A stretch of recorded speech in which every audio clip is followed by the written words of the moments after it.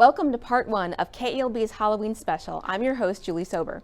In this episode, we're going to be speaking with local historian Michael Wynne about some spooky sights here in Cenla. Well, Michael, thank you for coming here and talking with us today. Well, first we want to talk about ghosts in the Hotel Bentley. What can you tell us about that? Hotel Bentley, of course, is one of our great treasures in central Louisiana, built in 1908 by Joe Bentley himself. But the things that have gone on in the Hotel Bentley really have been surprising over these last 120 years. Well, one of the great stories is about this little girl, and it occurred in the 1930s. The family was about to enter the elevator to go upstairs to their room, and the doors opened, and the little girl walked in first, but the elevator wasn't there. She fell down the shaft and tragically died on the spot. Now, that's a horrible story, but the little girl is still with us today. Many, many times over the years, people have felt someone pulling on their clothes from a shorter person, a tug on their clothes. And this is not just over a period of 2 or 3 years. This is over 60 years, 80 years. And it is very clear cut because it's always occurred near the elevator, that it's the little girl touching people, pulling on their clothes. She's still there, wandering, looking for her family. There's also another case of this man. It was actually a doctor's convention in 1946, and he was walking up the grand staircase in the center of the hotel with a number of people around him, not next to him, but around him. And he got to the top of the steps and was talking, and people were looking at him. He was all alone at the top of the steps. And then suddenly his shoulders jerked, just like someone pushed him. Nobody was behind him. Someone pushed him, and he fell down the stairs to his death, surrounded by doctors and coroners. And you would think that he would probably have died of injuries, but he actually died of a heart attack as he fell, and supposedly his ghost. But ghosts are roaming up and down the hallways. There are people who have called to the main office in the middle of the night saying, there's somebody who's just walking up and down the hallway, but every time I look out of my door room, there's nobody there. And this has not occurred again just over a few times, but over decades and decades. Somebody walking up and down the hallway. And then there was this once employee who was walking on the 4th floor all by themselves. The floor was actually empty, walking on the 4th floor. And she could hear noise behind her. And she looked behind herself, and no one was there. So she took some more steps, and she could hear a few steps right behind her. It wasn't her steps. She stopped, and she could hear some more steps. She looked behind herself, and there was nobody there. And this occurred, she kept speeding up her steps and hearing the steps behind her, looking, nobody there. And she vowed during the 30 years she worked at the Hotel Bentley, she was never going to walk the corridors by herself again. And in 2019, there was this man in his room, and he put his cell phone down on the table, the desk, I should say. And he crossed the room, and suddenly he turns around, he hears a little noise, and his cell phone levitates off of his desk and thrown across the room. Nobody else there, nothing else on the desk. And then his jacuzzi kept going on and off. He was in the bridal suite, on and off, on and off. And by the time the hotel staff got up there, jacuzzi stopped and never did that again. But the most important story about the Hotel Bentley is Joe Bentley himself. He worked his life as a lumberman, became rich, and of course the community of Bentley is named after him. when he went to the Rapides Hotel once, dressed up in his work clothes, they wouldn't allow him in the Rapides Hotel to eat because he was in his work clothes. So they said, you can't come in. He said, I'm going to build my own hotel and close this place down. And that's exactly what happened. Hotel Bentley closed the Rapides Hotel down. But when it opened in 1908, he got himself an apartment on the second floor of the Hotel Bentley. And he lived there for 30 years and died in 1938 at the age of 77. And when he died, he was buried up in Williamsport, Pennsylvania. But Bentley is still there. He smoked a pipe. And one of the most interesting things is that people are always smelling this pipe smell, fresh pipe smell, same type of flavor, I guess you could say, of pipe. And it's been for decades, since 1938. People have actually walked in their room and said, somebody was in my room just a little while ago smoking a pipe, and I'm not paying the smoking penalty for smoking in my room. Give me another room, or you come up here and see this, because I'm not paying for this. But his smoke has been all over the hotel, but especially near his former apartment on the 4th floor, as well as the mirror room. And the mirror room is a fascinating place. It was the only room in the hotel originally that was run by generator, because people wanted to feel cool when they were in it, while the rest of the hotel had no air conditioning. The Hotel Bentley has so many other stories that are haunted in nature. So when you go to the Hotel Bentley, be careful. Look behind you, because you don't know who else is still there with you. Now, I heard that there are some ghost stories related to the former Finnegan's Wake building. Can we talk a little bit about that? The Finnegan's Wake building is a tremendously historic building going back to old Alexandria. And because of that, there's a lot of old secrets in there.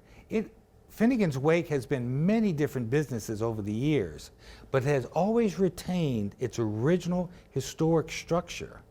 And one of the most interesting ghosts, there's multiple ghosts there, but one of the most interesting ghosts is Stella.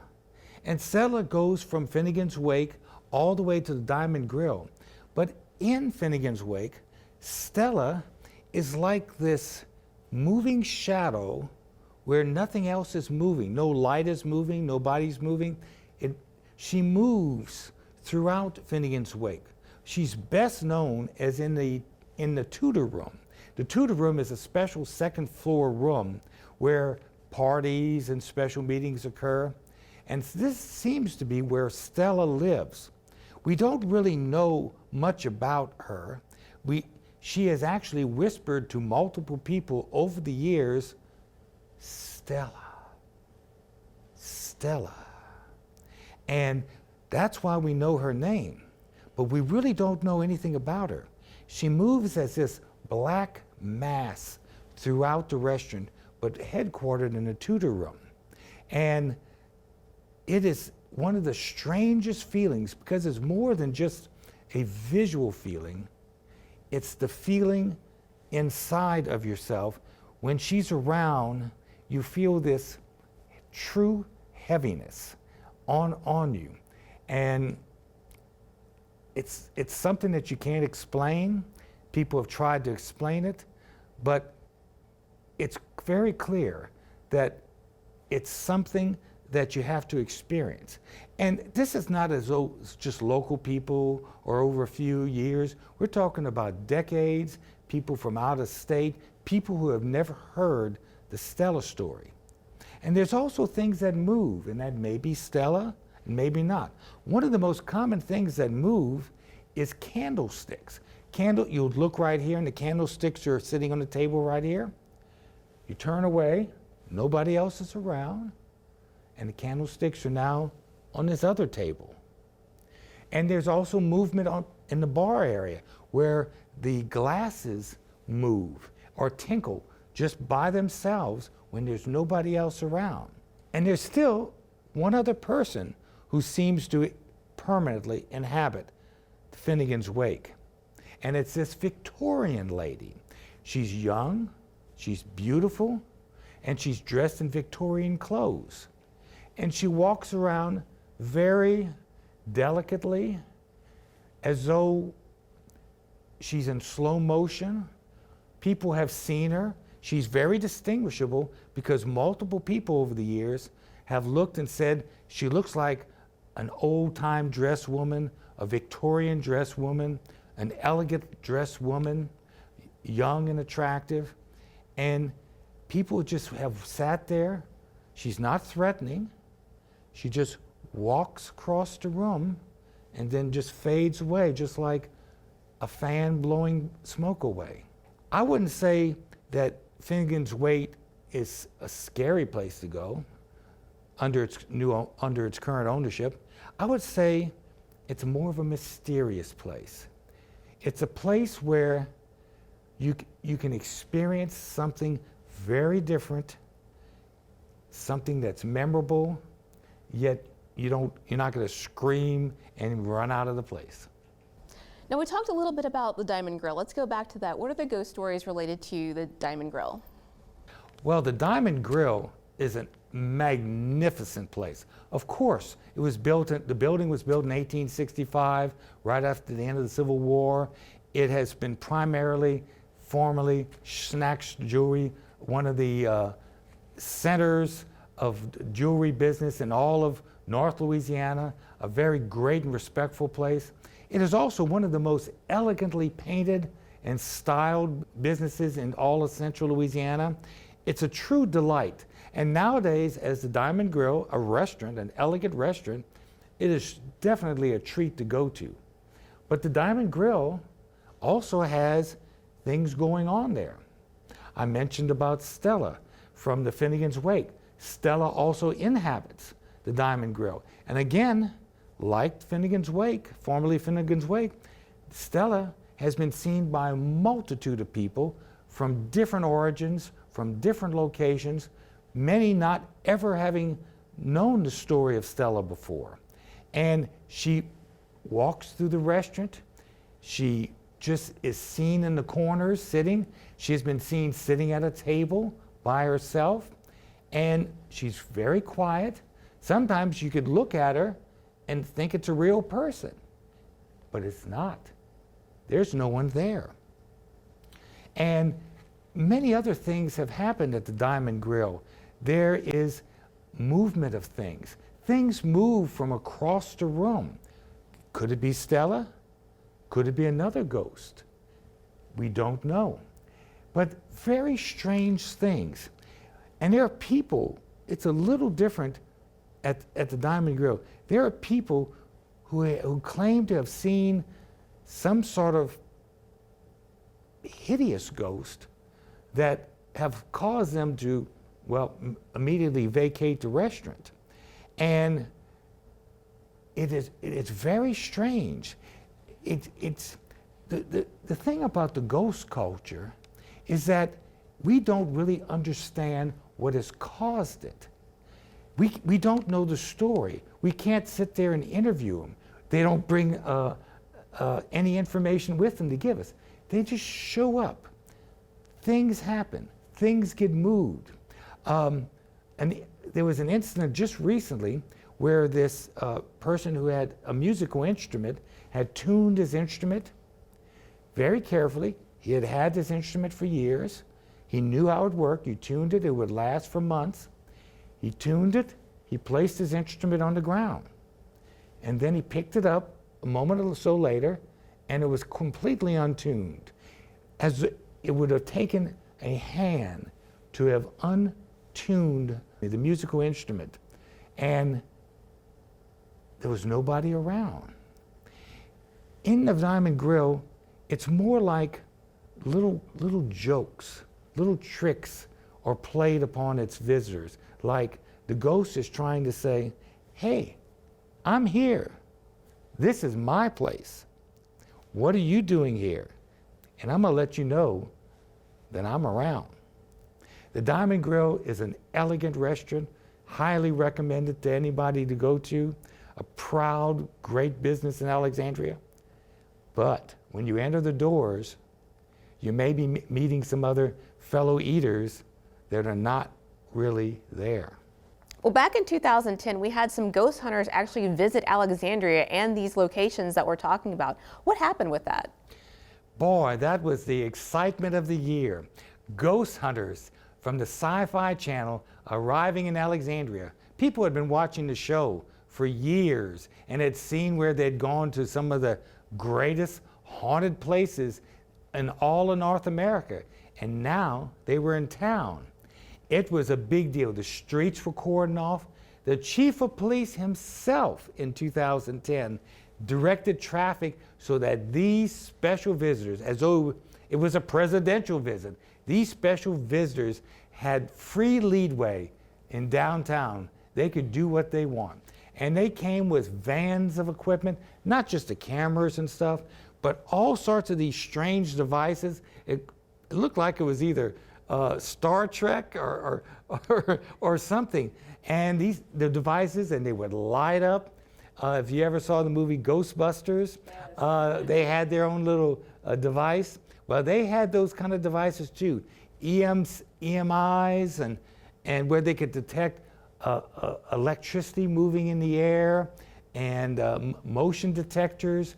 And they filmed at the Hotel Bentley. They filmed at Finnegan's Wake.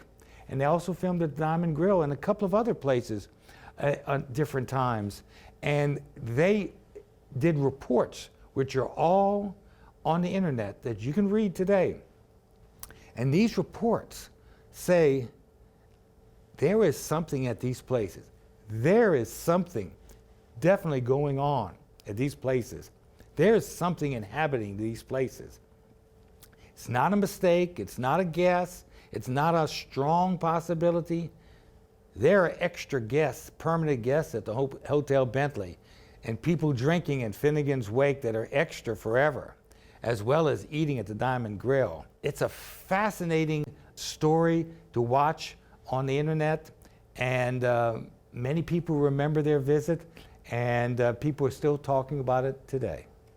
Well, Michael, thank you so much for talking with us today. Well, when you go around Cenla, there's a lot more going on than one may think. Thanks for watching KALB's Halloween special. If you go over to KALB.com, you can click on the Fall Fun blog and see all kinds of events happening all throughout the month of October. See you soon.